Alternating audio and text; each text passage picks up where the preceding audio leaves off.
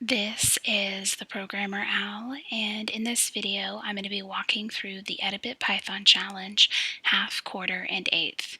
And in this challenge they want you to create a function that takes a number and returns a list of three numbers: half of the number, quarter of the number, and an eighth of the number.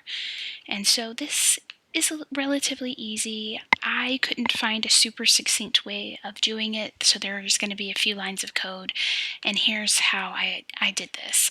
So after they gave you the basic syntax of a function, the definition, the name of the function, and the argument it takes, I decided to create a list, and I'm just calling it answer. You can call it whatever you want.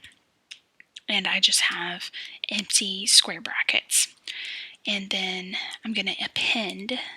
That's the method I'm going to use to put the answers to the question in the list. So we want half in the list. Another thing we want to do and append is a quarter, so divide it by 4. And then we want an eighth, so we'll divide in by 8.